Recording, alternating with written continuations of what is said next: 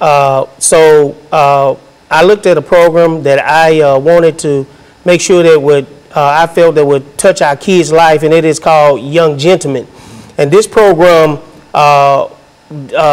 is to turn boys into young, not just men, but gentlemen. So they would know how to carry themselves, know how to act, and know how to respond to all things in life. And I feel that it would take them a long way.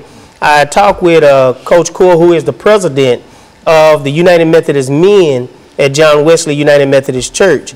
And what better organization that can come together and embrace boys and help them to become the men that they can become.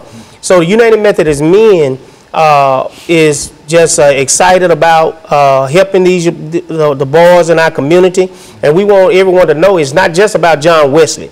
Anyone can bring their boys from the ages 6 to 15 to join the Young Gentleman Ministry at John Wesley. They don't have to be a member. We just want them to be part of the ministry so they can grow, and parents can see a difference in their children. They can see a difference in their young boys, and they can see how they will change in life. They won't have to worry about them wearing their pants down. They don't have to worry about them having guns all the time. They won't have to worry about them using language that is inappropriate. So those are some of the things that we want to make sure that our young men are learning.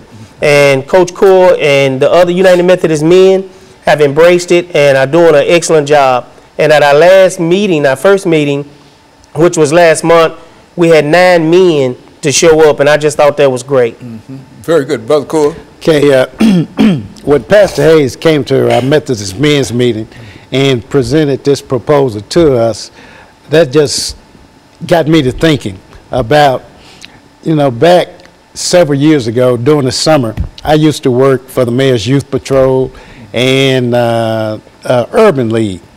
And I got thinking about, boy, what a great way that we can teach job readiness skills, because a lot of our young people do not have those skills. Also, conflict resolutions, and just various topics that young men need to know right now. Also, building self-esteem. Positive self-esteem is one of the big things that we need to have, because if you don't believe in yourself, you're not going to go out and be able to present yourself in a successful manner. And so I said, wow, we can do this, and also teach our young people, our young men, personal hygiene, how as they grow older, they go through different type of changes throughout their body, and they have to do certain things. So all of this fits right into what we were doing with the Urban League and the Mayor's Youth Patrol, and also showing them how successful work. You build on success. If you're successful in working, you're going to be successful in life, and you have to just keep right on building. Now, if you're not successful, there's another way of doing it. You can fake it till you make it. You can pretend that you are successful. Just go ahead and finally, when pieces start falling together, and you say, boy, I did it. I did it the right way. You can go ahead and make it throughout life.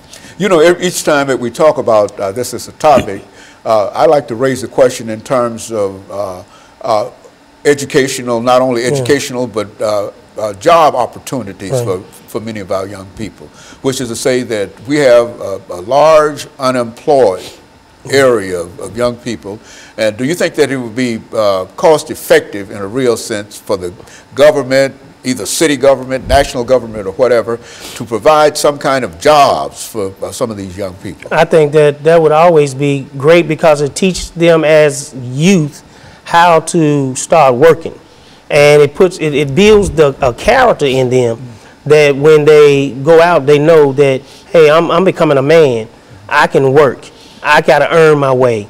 And so, yes, it teaches them, and it embraces them to be on a workforce, not just out there doing something to make some money or to ease some money out of something else, but here they are working, earning. Here they are being respectful. Here they are saying that I am somebody and I'm doing it the right way. And it makes everybody proud when we see our kids doing it the right way, when we see them learning, when we see them earning, and when we see them saying, I can be all that I want to be and all that God wants me to be. That's what we're trying to do. And so I'm just thankful for the men at John Wesley for the effort that they're putting in this and trying to embrace our youth and want to see them become the best young men around. Well, on dealing with jobs, you know, it's one thing that I'm looking at is that under President Obama, he had some various policies that he wanted to get through, but because of obstruction during his presidency, he wanted to create more jobs and for the inner city infrastructure and so forth. By creating more jobs to rebuild our infrastructure and doing everything else, we'll hire more people. And also, you see that people want to cut taxes. Now, back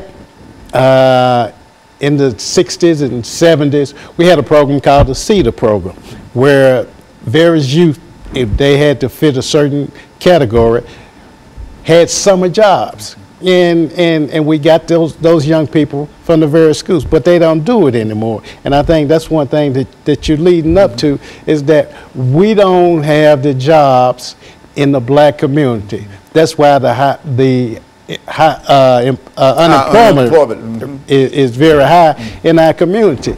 And I think one of the things that happened is that they said the federal government didn't have any money. I remember back around in the mid-90s, we had a discussion with one of the teachers. I had a discussion with one of the teachers at Whites Creek. And he was complaining about paying too much taxes.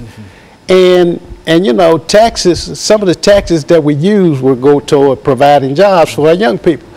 And I looked at him and I said, look, that's the last thing on my mind. I don't worry about paying taxes. I'm happy I have a job. Now, I know that some of these taxes that I pay is going to go back and help people who are less fortunate. So the amount of taxes I pay doesn't matter, and it's not hurting me anyway. They just thought the tax rate was too high. And so those type of things, you know, if we can go back and provide jobs for young people in all the communities, it's going to make a better place for everyone. That's why we say it's more cost effective to provide them a job than to send them to prison. Right. Because if you send them to prison, you know, I think they talk about $50,000 a year to house a prison, et cetera, and you could take $5,000 of that money and save a youth, you see. And so, but that's what I wanted to get across today, to have the two of you talk about some of the challenges that our youth are facing and how we might be able to encourage them. And I think both of you have laid out some good programs in reference to what can be done. It's things that we've done prior to this time, but now it seems that it's no longer important that we do so. Then also, we need to bring back vocation. Okay, and let me, and I think that this is about all that we have for today. And let me encourage our audience to tune in again next week for another informative edition of Comments. Thank you and good morning.